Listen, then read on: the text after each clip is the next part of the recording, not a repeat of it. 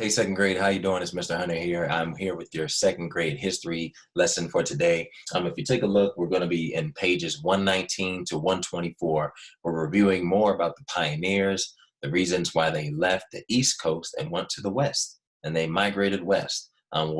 We also talked about the other day with Daniel Boone, how he left the city or the state of Virginia, and he went all the way out to Kentucky. I didn't send you your map or anything, but I'm going to send you that today along with a couple of other states. So be prepared. You can color and have some facts and add that to your book so you can learn more about those states. Some of the things we'll be reviewing today are the Rocky Mountains, the Mississippi River, more about pioneers, and then the tough journey that they had to take to get to where they were going to go. All right. Now, we learned about a few states the other day. Can you tell me any of the states? I may have already mentioned two of them. Mentioned Kentucky and Virginia. Virginia's on the East Coast, and then there's a part of Kentucky that's in the Midwest, because they're going west. They didn't go all the way to the west. So if you stop in the middle, it's called the Midwest. That's something that's short that we can put there. Now, there was a person that was pretty special that actually helped this trip. He didn't want to stay in the East Coast. And why was that? Well, yes, his name was Daniel Boone, but he didn't want to stay on the East Coast because the East Coast was so busy. They had busy cities and they were really big, but they were overcrowded, too many people. Places like New York, places like Boston, places like Philadelphia, and even places like Washington, D.C.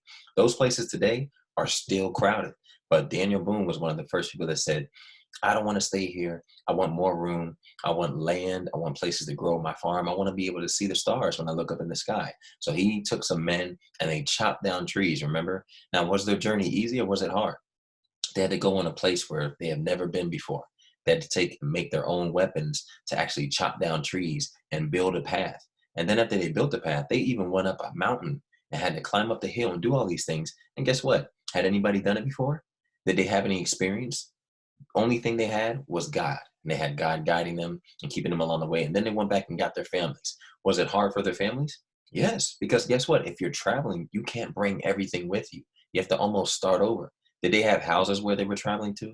No, remember that? They had to build their own houses. They had to build their own pots and pans to be able to make their own food. They had to kill their own animal. They had to kill animals to have food to eat. So they had to do everything almost starting over. So we're going to see what their journey was like today, because on page 119, at the top, it says, what was it like to travel west? And we're about to find out. So I hope you guys are following along with me. All right. And your page, if you don't know what it looks like, it should look a lot like that. All right. Don't look at those. Those are answers. All right. This is my teacher's edition. All right. What was it like to travel west? When all the wagons were packed, there were sad goodbyes to friends and relatives because not everybody was going. Only some were taking this journey. Then the wagons started rolling westward.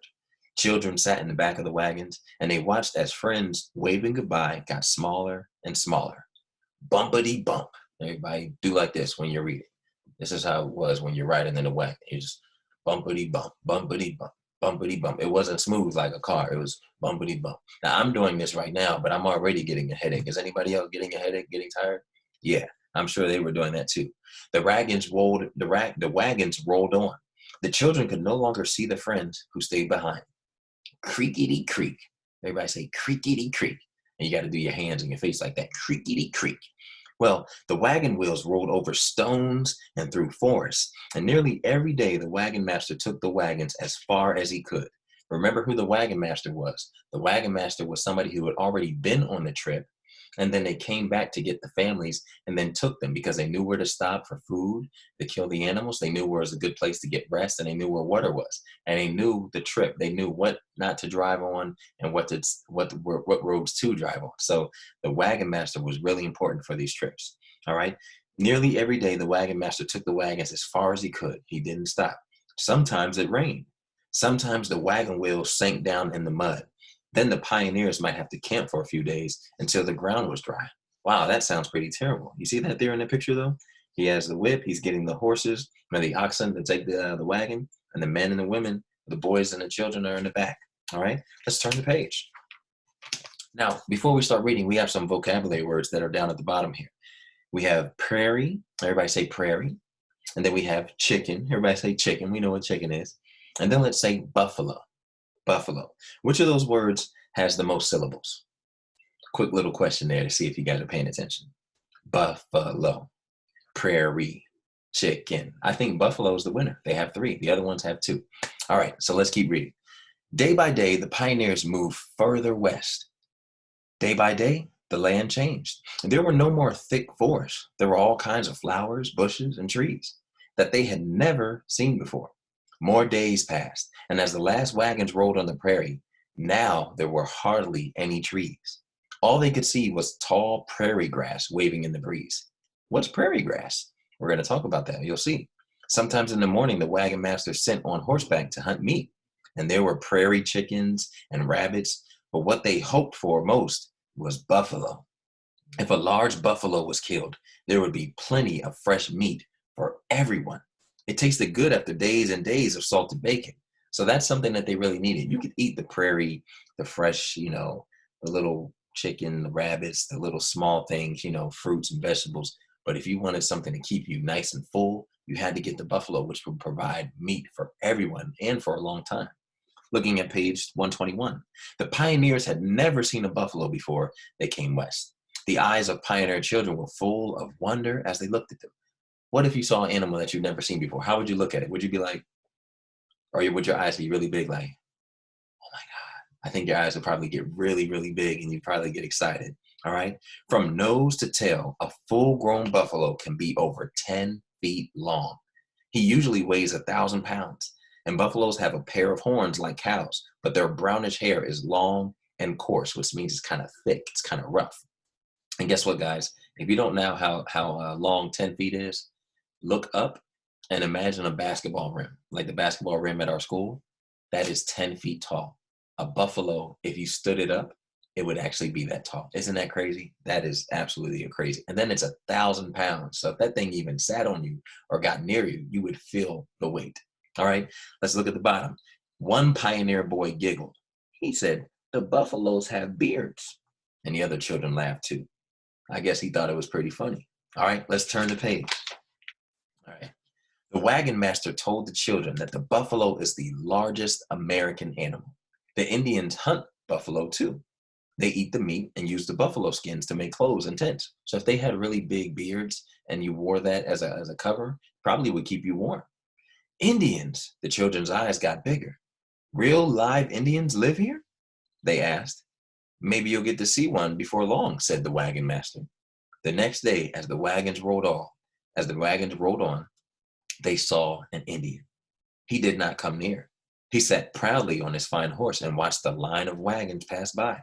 The children sat in the back of their family's wagons and watched the Indian.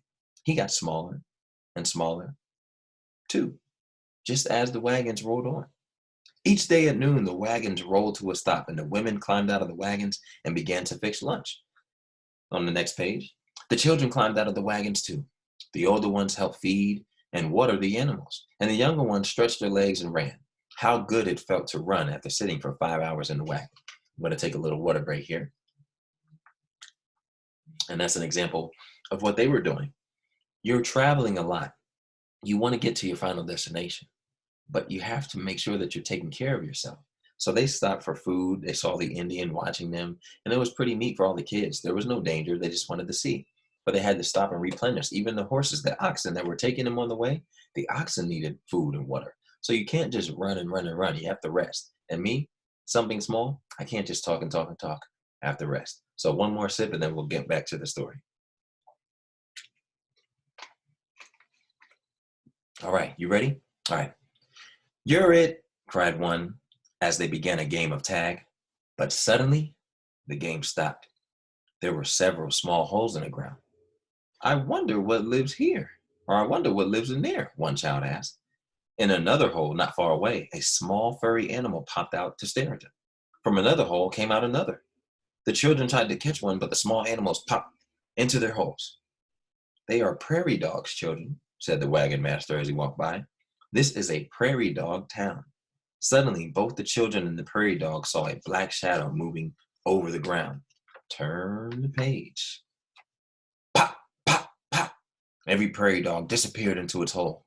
The children looked up to see a hawk circling the prairie dog's town. They were looking like this. What's up there? The hawk watched the holes. "Too bad, Mr. Hawk. You'll have to find something else for your dinner," laughed the little girl. "Well, it's time for our dinner," shouted the little boy. And then off they ran for a dinner of cold buffalo meat, cornbread, and molasses. I had to say it slow because I was just thinking about meat. It's lunchtime for me right now, and I'm ready to eat. So hearing all this is just making me hungry. As soon as everyone finished, they got back into their wagons. I wonder what else we will see today. This land is full of surprises. The wagons rolled on, bumpity bump, creakety creak. All right. I hope you guys enjoyed that story there.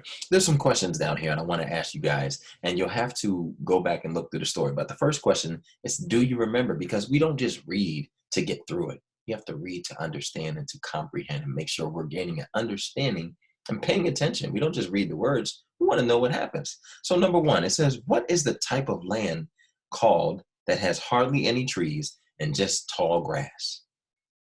You can write that answer down on the first page. On your page, you can write your name on it and put your answer there. And then two, what was the large animal that lived on the prairies and provided fresh meat for the pioneers? If you don't know the answer, go back and look through. But that's number two. You're going to write your answer on your sheet of paper. And then number three, what tiny animals lived in their own towns on the prairies? And if you know what that is, it's just on the last page there. It's pretty cool. You guys, we're going to keep reading in the future chapter here, but we're going to stop here for today. I hope you enjoyed. And I have something special for you in the YouTube link. You're going to see some videos, some very, very special things. All right, take a look.